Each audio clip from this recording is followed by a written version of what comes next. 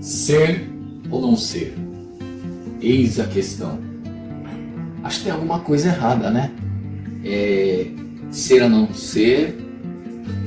Eis a equação. Seno ou não seno? Seno ou cosseno?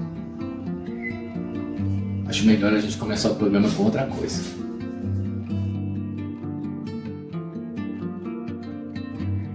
Teatro. Palavra oriunda do grego teatro.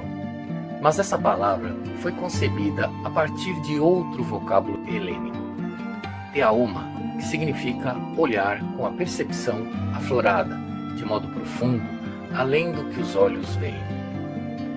O teatro em si é uma manifestação artística na qual um ou mais atores interpretam ações ou uma história diante de um público. Em geral, eles utilizam textos criados por dramaturgos ou improvisam alguma representação. Seu trabalho, em grande parte das vezes, é concretizado com o auxílio de diretores, maquiadores, figurinistas, preparadores de elenco e outros especialistas que tornam a apresentação um espetáculo. Os gregos valorizavam tanto o teatro que possuíam locais específicos para suas apresentações, como o anfiteatro de Mileto.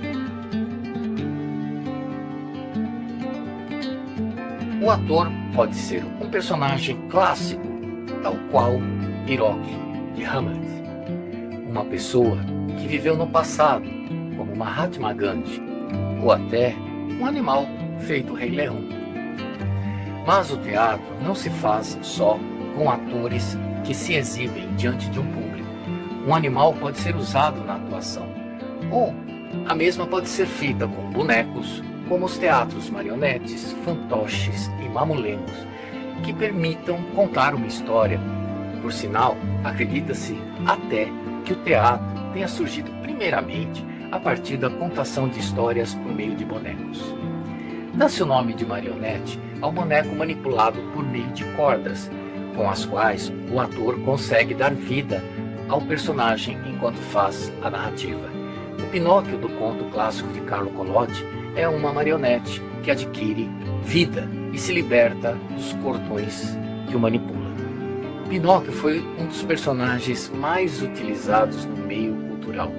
Protagonizou peças teatrais, filmes, animações e deu origem a um grande número de adaptações, como a releitura que eu mesmo fiz para o livro Pinóquio do Asfalto, publicado pela editora Uirapuru. A minha inspiração veio do conto clássico e a composição foi relacionada à sociedade moderna, à sociedade contemporânea. O clássico Pinóquio é um conto que traz o boneco de madeira que quer ser um menino de verdade.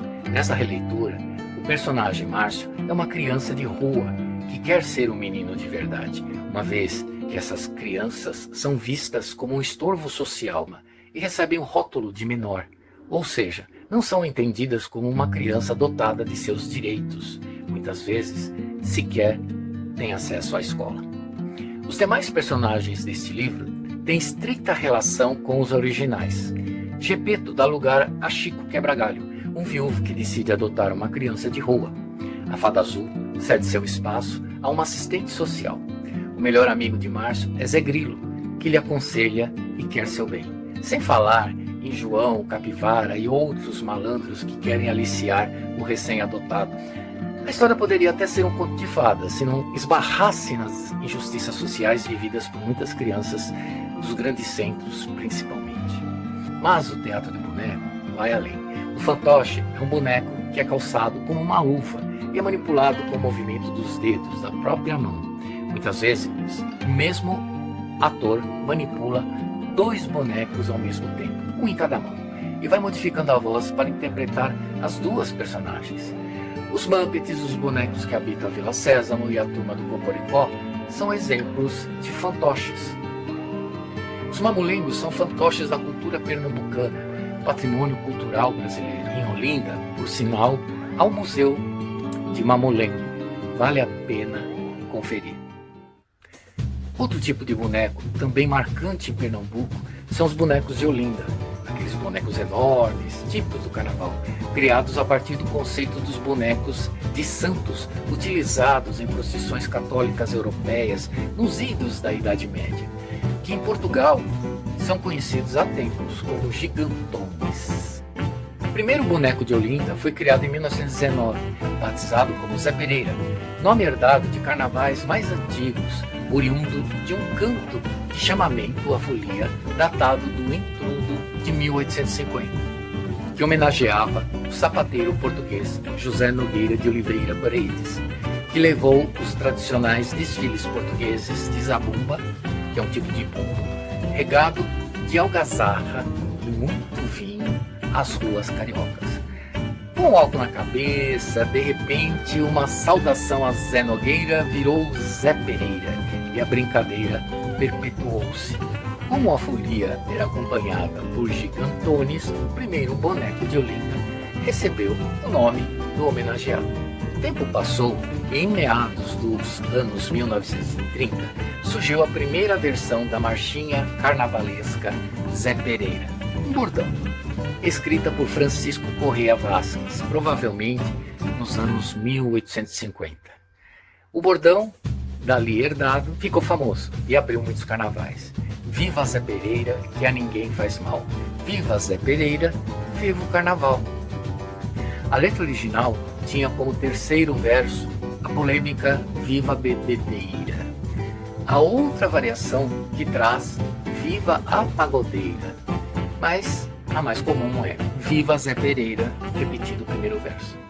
Há também um outro tipo de boneco manipulável que faz muito sucesso, embora também seja personagem comum em filmes de terror, os bonecos de ventrílocos. Mas sua associação ao universo macabro é bem mais antiga. Os gregos relacionavam as práticas de comunicação com os mortos como se estes incorporassem bonecos manipulados por alguém. Em razão dessa má imagem, a Idade Média já condenou. Foram associados aos rituais de feitiçarias e condenados.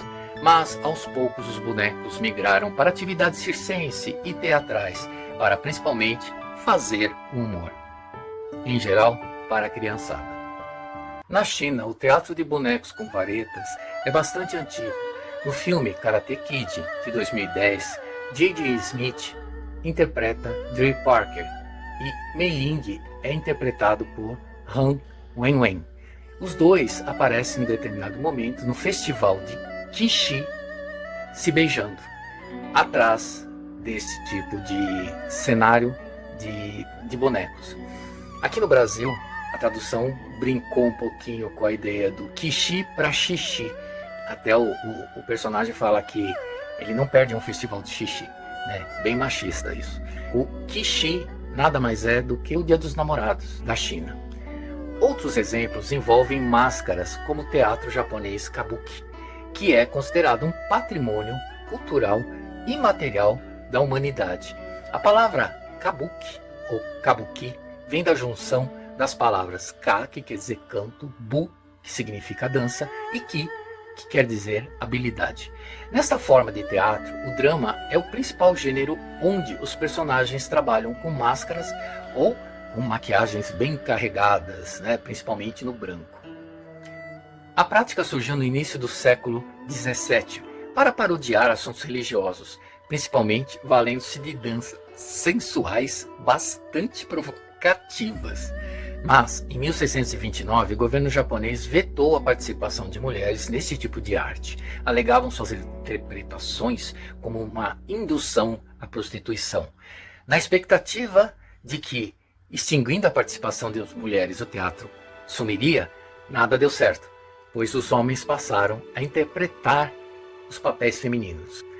Curiosamente, esse tipo de teatro foi criado por uma mulher, Izumo no Okuni.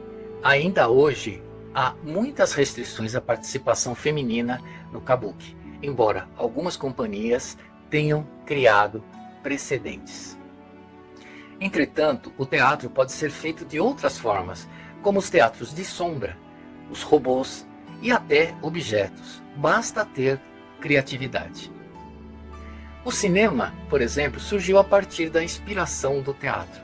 Várias peças e recursos teatrais vêm sendo usados desde a fundação da sétima arte, como o filme Viagem à Lua, de Georges Méliès, de 1902. A obra foi totalmente gravada no modelo de uma montagem teatral, com cenários pintados, tomadas fixas, enquadramentos únicos, figurinos e maquiagens bem característicos. Apesar da base teatral, havia alguns singelos efeitos especiais, os primeiros da história do cinema. Vamos assistir?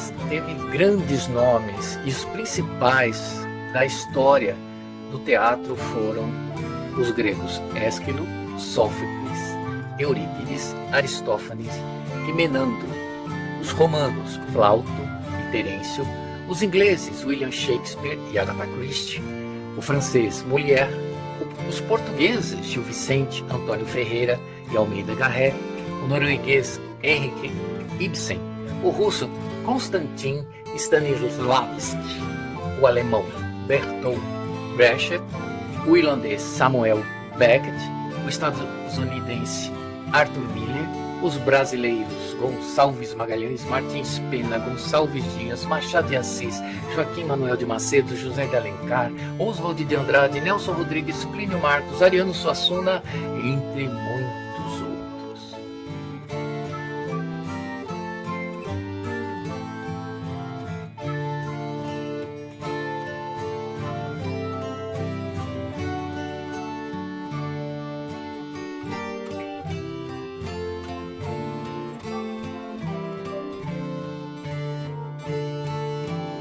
Não importa o gênero, drama, comédia, tragédia, auto, leitura, esquetes, musicais, ópera, o teatro é um dos maiores veículos culturais da humanidade.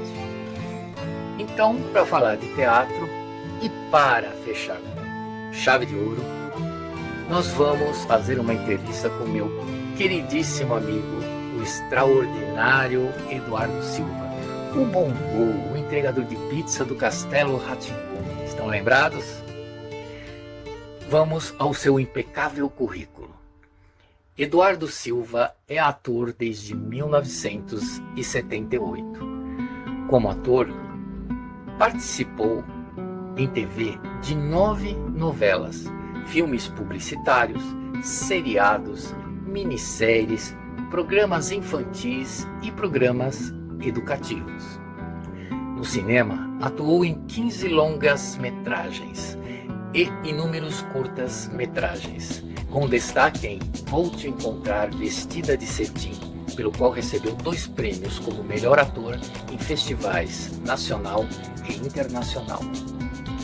Em 12 espetáculos infantis, ganhou 15 prêmios como ator revelação, melhor ator coadjuvante, melhor ator, Mambembe, APCA, APTESP, Governador do Estado e Qualidade Brasil. Em 25 espetáculos teatrais adultos, ganhou 4 prêmios como melhor ator coadjuvante, melhor ator e melhor ator, Molière, Shell, Mambembe e APCA. Como diretor no teatro profissional, em 2002, Preta é a Cor do Céu, de Gabriela Jonas, Teatro e Companhia da Revista. Em 2015 e 2016, Dar Luz, adaptação livre de Dina Alves do texto de Marcelino Freire, Festival de Teatro Guarujá e Aparelha Luzia. Em 1997, Amazônia, Floresta dos Sonhos, de Edson Mendes de Andrade, Teatro Ruth Escobar, Sala Gil Vicente, indicado ao prêmio APTESP como melhor diretor. Também em 1997, As Filhas de Janete Claire, de Jandira de Souza, no TBC, Sala Assobradado, Teatro Paulo Herói. Em 1994, Dói e Dá, Teatro Ruth Escobar, Sala Miriam Muniz. Como diretor, no Teatro Amador, pelo grupo PP FEA USP. 1992, Bailei na Curva, Grupo do Jeito que Dá. 1993, Até Onde a Vista Alcança, Reinaldo Salgado. E recebeu 2 prêmios do Festival Universitário TUSP, além de 3º lugar, melhor conjunto de interpretação. Como preparador de elenco, faz preparação de audiovisuais há 23 anos. Ufa, agora vamos às perguntas.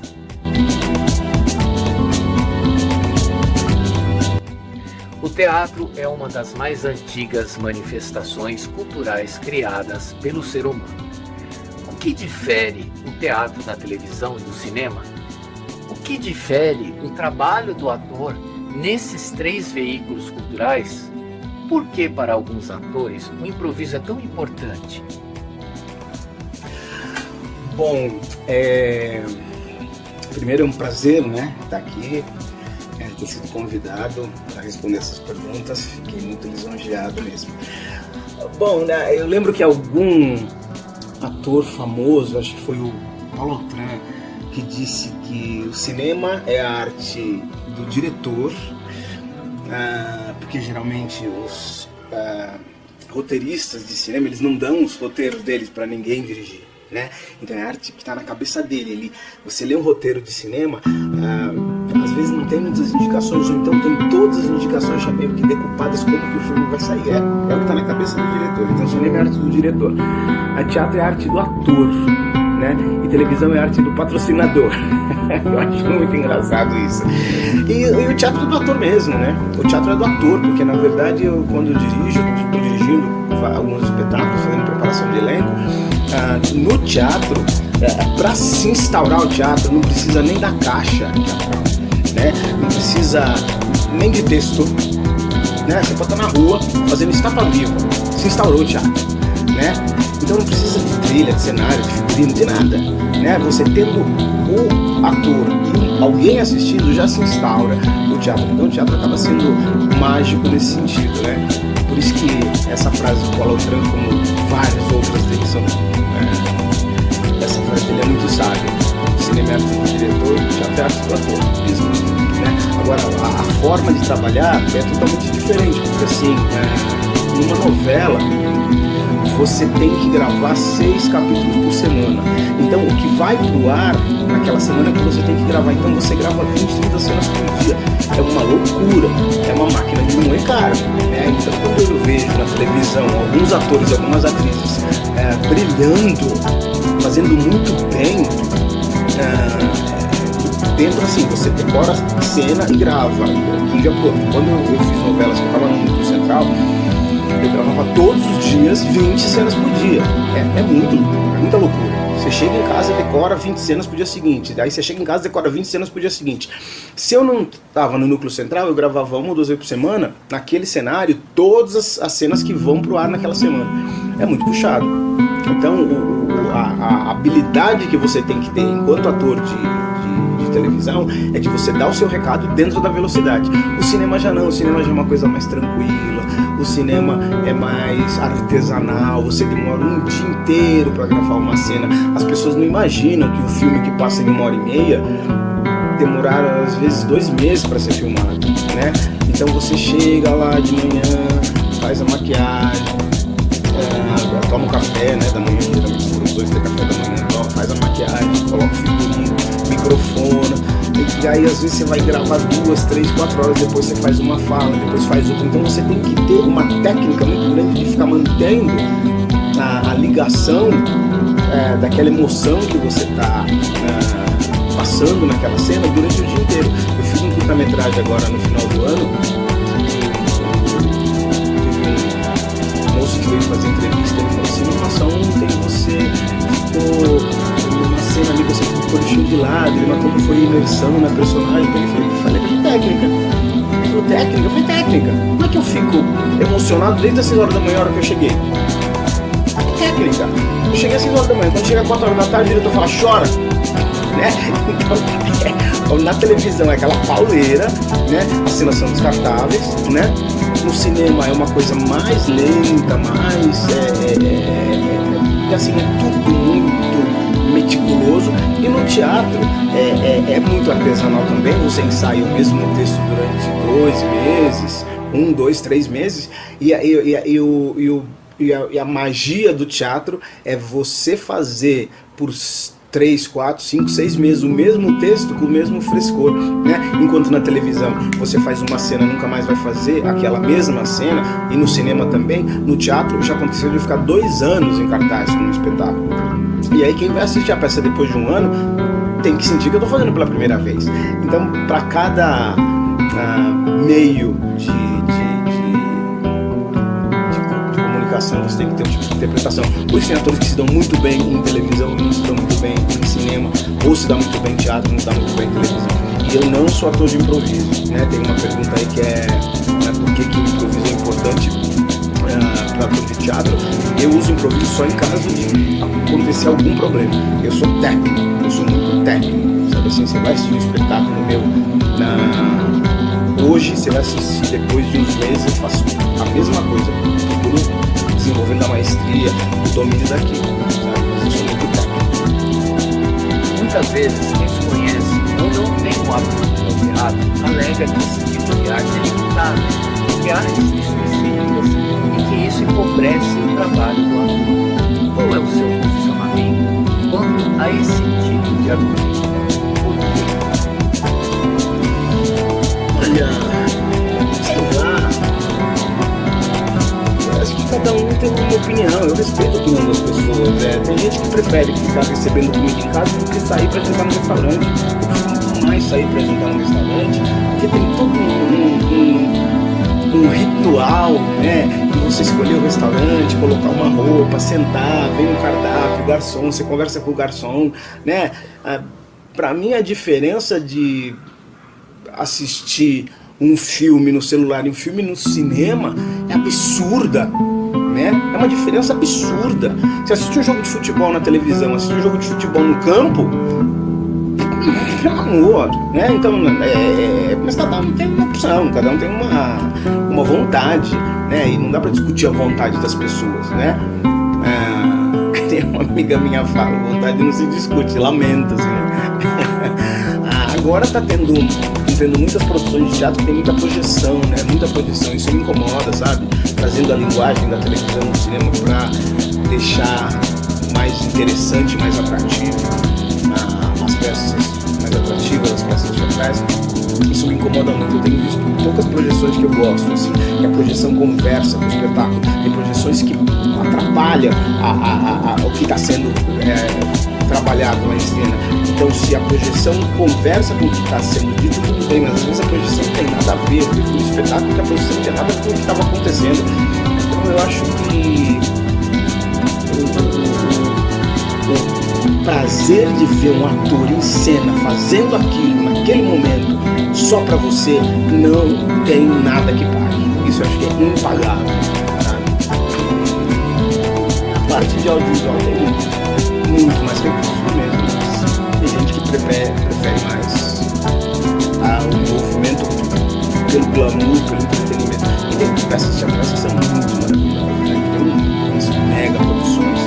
Mas eu acho mais mágico eu conseguir envolver uma plateia de 500, 600, 700 pessoas com poucos recursos cênicos do que com uma super parafernália, sabe? Acho que a magia está justamente aí. E quando você fisga o público, não tem pra ninguém.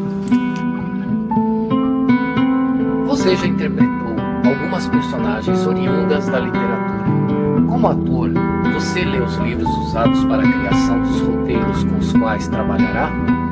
Em caso afirmativo, como é feita essa imersão?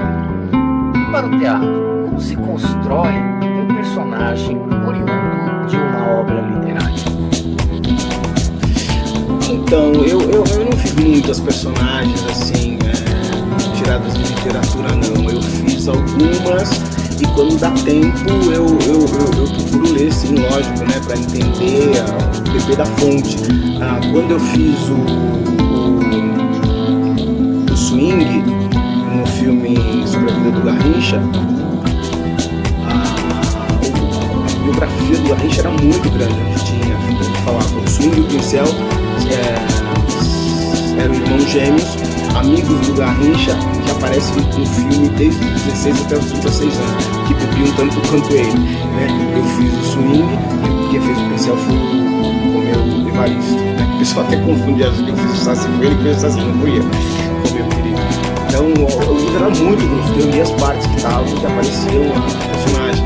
Quando eu fiz o Chico Rei, um projeto na TV Futura, o Galanga, o diretor mandou um livro pra mim um dia antes de eu gravar. Eu não tinha nada, não tinha como acessar, né? Eu li algumas coisas pela internet, sobre a vida do Chico Rei, peguei o histórico todo, pra poder entender. Mas acho que é necessário, é importante.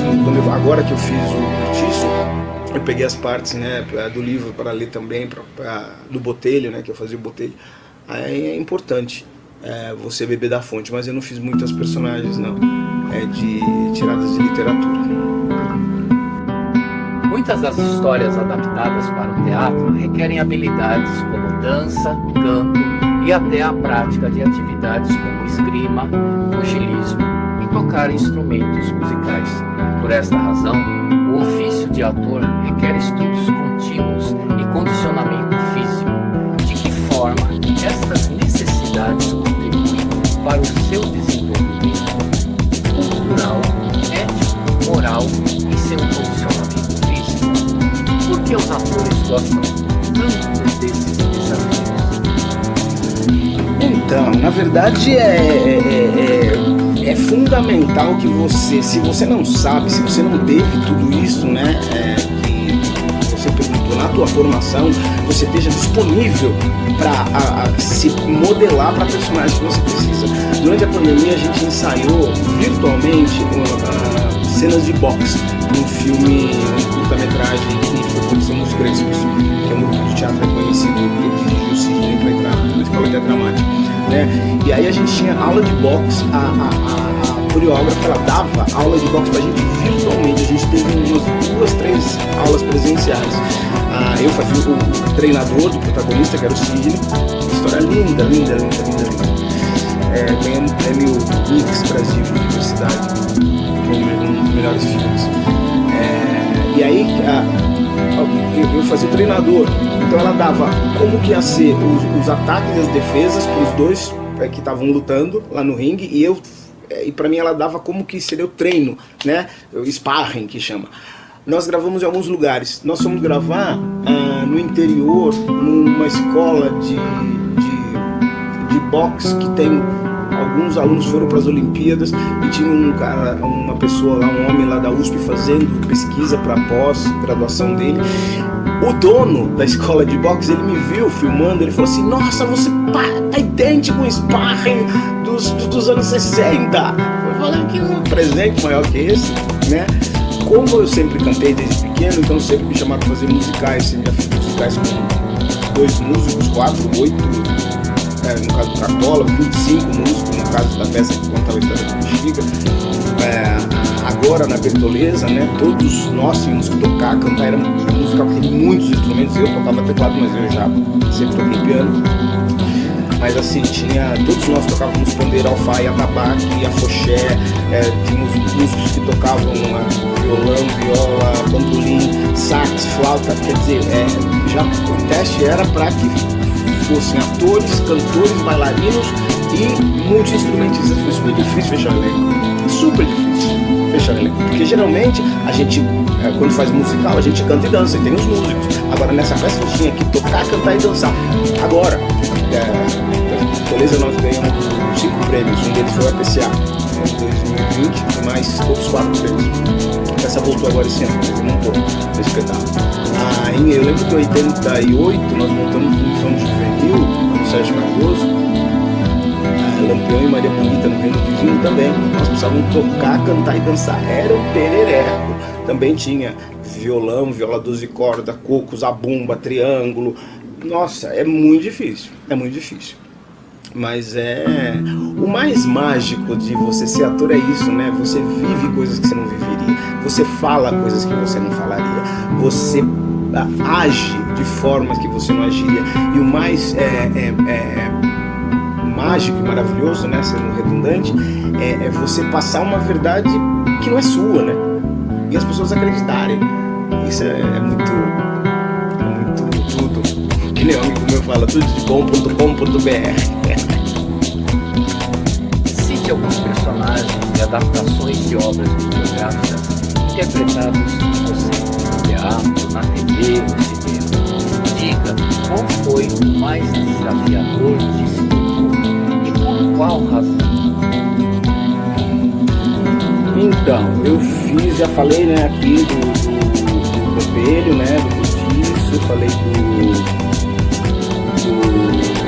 Swing. eu acho que a personagem que fez foi difícil. Eu fiz esse personagem agora no filme da vida do Lima Barreto, foi muito difícil. Muito. Primeiro foi um presente para mim como ator. Foi um presente. Porque no roteiro mostra a última internação do Lima, em função do alcoolismo ele desenvolveu esquizofrenia. Quem faz o Lima Barreto é o Luiz Miranda. Brilhantemente. Então mostra a última internação dele, e aí ele se vendo jovem. Quem faz o Lima Barreto jovem é o Sidney Santiago, dos três, por isso que eu fui o treinador dele no curta-metragem que eu acabei de falar. Ele vendo os personagens do Policarpo Quaresma, então o filme se passa em 3 situações. E sempre que ele tá na cela, ele tá com uma personagem que é o Felipe, que eu interpretei, que é um louco. E não tem meio termo quando você faz louco, né? Tem umas cenas que sim, ou você gosta ou você detesta, né? Tem cenas, é diferente uma cena de diálogo, né? Tem cenas que você pega, tipo, sei lá, cena de choro, não tem meio termo. Você vê um ator, uma atriz chorando, ou você gosta ou você detesta. Cena de morte, né? Nossa, quando eu fiz cena de morte, lembrei agora, a cena de morte que eu fiz de Raio Negro, como Éramos Seis, que é uma personagem da literatura. Sofri. Como é que eu vou fazer uma cena de morte se eu nunca morri, né? E o pessoal da equipe ficou muito emocionado, o Tarcisinho fez a cena comigo, ficou muito emocionado também. E o Felipe, isso eu nem tinha lembrado, porque foi o personagem que eu fiz em 94. Agora, essa personagem do Lima Barreto, o Felipe, foi muito difícil, porque assim, ela é uma personagem muito repetitiva, então a preparadora ajudou muito para construir a personagem, porque cada cena ele tá de um jeito, uma cena ele tá patético, outra cena ele tá engraçado, outra cena ele tá triste, tem um ataque de catatonia na última cena que ele aparece. Foi um presente para mim, primeiro que eu apareço o filme inteiro, né? Geralmente eu tenho 2, 3 ceninhas nos filmes. Ceninhas não quer dizer menosprezando as cenas. Geralmente tem 2, 3 cenas nos filmes. Às vezes você faz uma cena e ganha o filme, né? E as poucas vezes que eu apareci o filme todo, geralmente são um filme de comédia, né? Mas o Felipe, o Lima Barreto, o terceiro dia dele, são Luiz Antônio Pilar, foi um presente, verdade. E o Chico Rei foi muito difícil também, esse que eu falei que eu fiz o Galanda. Porque o rei, por que ia ser um rei? Sendo que uma parte das personagens que pegaram escravos, né? Então, você fazer um rei. E a história do Chico é uma história linda, né? Ele era rei no Congo, muita gente não sabe as histórias das nossas congadas. Ele era rei no Congo, foi escravizado, ele, a rainha, a mulher dele, a princesa, a filha dele e o príncipe filho. Na travessia do Atlântico, se o navio tava com problema lá no mar, tava dando problema no navio, eles jogavam as mulheres e as crianças no mar, porque os homens valiam mais para ser vendidos. Então ele viu a mulher e a filha serem jogadas no mar, a rainha e a princesa. Chegou aqui, trabalhou 30 anos, comprou a folha dele, comprou a folha do filho, construiu a igreja Carditeira e voltou a ser coroado rei do Congo. Então todas as festas de Congada são em homenagem ao Chico Rei. E a gente não sabe porque tem um apagamento da nossa história, né? Dos nossos negros, das nossas mulheres, dos nossos indígenas, caiçaras, tem várias histórias que são apagadas e que não é interesse que se conte mesmo. Então quando eu fiz o Chico Rei, eu falei assim, meu Deus, como é que eu vou fazer um rei, né? Essa plenitude, essa nobreza, foi bem difícil também. Mas o mais maravilhoso de ser ator está justamente aí. Muito bem, Edu. Para encerrar, conte-nos o que anda fazendo. Há algum trabalho em andamento? Como podemos ver você atuando? Então é isso, obrigado pelo espaço. Aqui teatro uma peça em cartaz por enquanto, dirigindo um projeto agora, mas eu estou com séries nas plataformas, então assistam o longa-metragem que eu acabei de falar, o Barraco de Terceiro Dia, que está na Globoplay, no Telecine também. Estou com outro longa que é o Barraco de Família, que eu faço o pai da família do barraco, com a Cacau Protásio, a Lelê, o Robson Nunes, Jennifer Nascimento, Sandra Sá, Sandra foi minha sogra. Uma comédia bem legal, comédia bem de família, as pessoas riem muito, se emocionam, tá? Tá no Prime, em outras plataformas também. Lançou agora esse ano uma série na Star Mais, a série passa em 1922, que é o ano da Semana de Arte Moderna, e 2022, chama Dois Tempos. Eu faço um padre muito engraçado também, de 8 episódios eu tenho 4. outra série que foi lançada no ano passado, que é O Mundo da Luna, que tá na HBO. Mas eu não falo HBO, eu falo HBO, né? E a Sofia é bacana. E esses são os trabalhos mais novos. O ano passado saiu o filme do Pai da Rita, da Clara Plataforma também. O elenco todo negro. E os outros trabalhos são mais antigos. Na Netflix tem a primeira temporada 3%, tem uma série que tem na Spectros, e na Globoplay tem uma série, duas séries antigas também, tem a primeira temporada do Carcereiros, umas ceninhas, cenas, e tô na Os Experientes, que eu faço para esses trabalhos podem ser acessados aí de casa, tá bom? Obrigado, um abraço, e eu queria deixar uma mensagem: as escolas precisam de aula de teatro, as escolas precisam de aula de arte. A arte salva vidas, a arte abre a cabeça, dá visão crítica para as pessoas, isso é muito importante, sabe? Poucas escolas têm aula de teatro, aula de artes, várias artes, né? Não importa se é arte manual, se é dança, se é instrumento, se é teatro, a arte faz com que a pessoa tenha uma visão crítica, aumenta a socialização e quebra um pouco essa forma abrutalhada que a gente vai ficando, conforme a gente vai ficando mais velho, conforme a gente vai ficando adulto, tá bom? Um abraço. Obrigado, Edu. Seu depoimento foi maravilhoso. Muito, muito obrigado. E amigos, ficamos por aqui. Até a próxima.